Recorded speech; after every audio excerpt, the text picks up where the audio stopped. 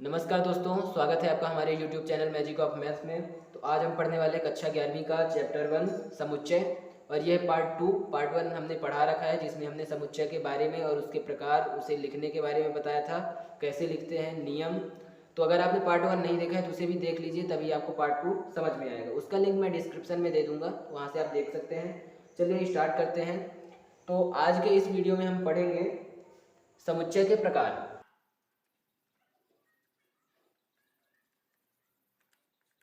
सबसे पहले आता है एकल समुच्चय। एकल समुच्चय, ठीक है। एकल समुच्चय, यूनिट सेट, ठीक है। इसकी परिभाषा लिख लीजिए, वह समुच्चय जिसमें केवल एक ही अवयव हो।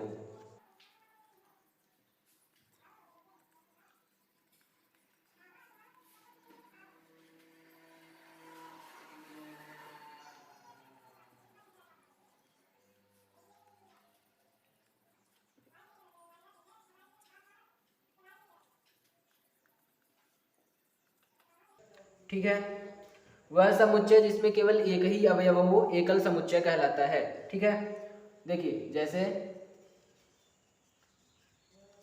कोई समुच्चय है जिसका अवयव ए है ना, तो इसमें केवल एक ही अवयव है, तो ये समुच्चय कहलाएगा एकल समुच्चय। जैसे कोई समुच्चय है जिसका अवयव है केवल 3, ठीक है, तो ये समुच्चय क्या कहलाएगा? एकल समुच्चय कहलाएगा। ठीक है, चलिए दूसरा प्रकार पढ़ते हैं। ये आपको समझ में आ गया होगा। दूसरा देखिए, रिक्त समुच्चय।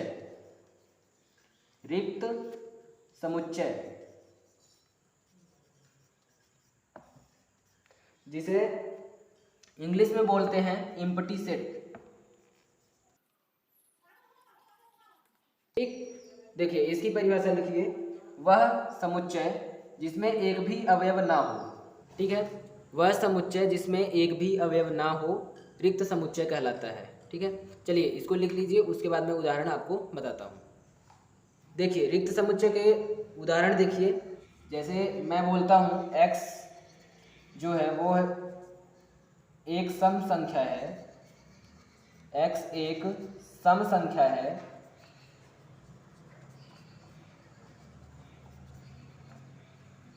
जो 4 से बड़ी और 6 से छोटी है। ठीक है,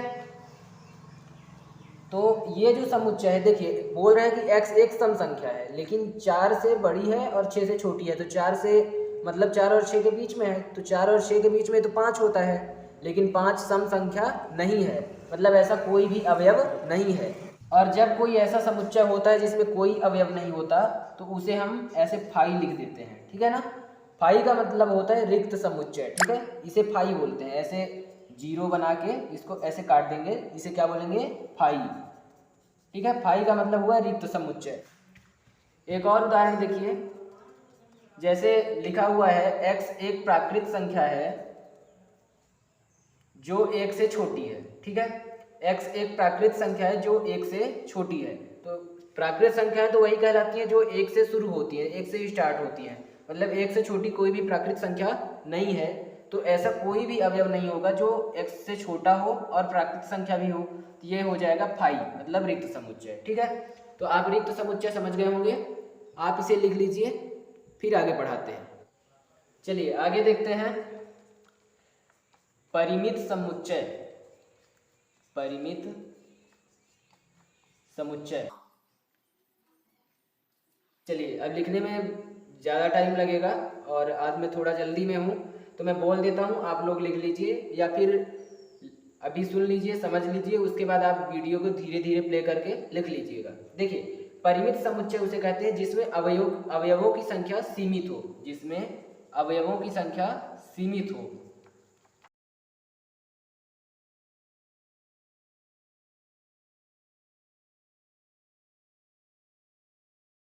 ठीक है, अवयवों की संख्या सीमित हो, जैसे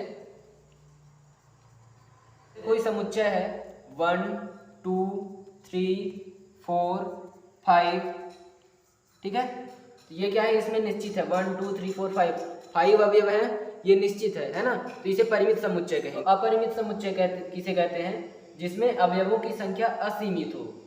परिमित समुच्चय में सीमित होती है और अपरिमित समुच्चय में असीमित होती है। असीमित का मतलब निश्चित ना हो, अनंत हो, है ना। जैसे देखिए 1 2 3 4 5 डॉट डॉट डॉट, मतलब इसके आगे भी अभी बहुत सारे अवयव हैं, होते ही हैं। ये गिनती है प्राकृत संख्या, प्राकृत संख्या के 5 तक थोड़ी ना होती है, अनंत तक होती है, तो इसको हम गिन नहीं सकते, निश्चित नहीं है ये कहाँ तक जा रहे हैं, तो इसे क्या बोलेंगे, अपरिमित समुच्चय बोलेंगे। जैसे देखिए A B C D E, अब इसके आगे पता नहीं क्या क्या है, हो सकता है एफ जी भी हो, है ना। डॉट मतलब इसके आगे भी अभी अवयव हैं, लेकिन निश्चित नहीं है कि कहाँ तक ये जाएगा, है ना। तो ऐसे समुच्चय को क्या कहा जाता है, अपरिमित समुच्चय। तो आप सभी समुच्चय समझ गए होंगे, एक बार शॉर्ट में समझ लीजिए। एकल समुच्चय किसे कहते हैं, जिसमें केवल एक अवयव हो। रिक्त समुच्चय किसे कहते हैं, जिसमें कोई भी अवयव ना हो, इसे फाई से दर्शाते हैं, ठीक है। और परिमित समुच्चय किसे कहते हैं, जिसमें अवयवों की संख्या सीमित हो, ठीक है। और अपरिमित समुच्चय किसे कहते हैं, जिसमें अवयवों की संख्या असीमित हो। तो आप लोग ये समुच्चय के प्रकार समझ गए होंगे। अगले पार्ट में जो अभी समुच्चय के प्रकार बचे हुए हैं उनको मैं पढ़ाऊंगा, तो अगला पार्ट जरूर देखिए। ये अभी 11th क्लास का पार्ट 2 है। अगर पार्ट 1 आपने नहीं देखा है तो उसका लिंक मैं डिस्क्रिप्शन में दे दूंगा, तो आप वहां से देख सकते हैं। और अगला पार्ट देखने के लिए हमारे चैनल को अभी सब्सक्राइब करें और दोस्तों के साथ शेयर करें। मिलते हैं अगले वीडियो में, धन्यवाद।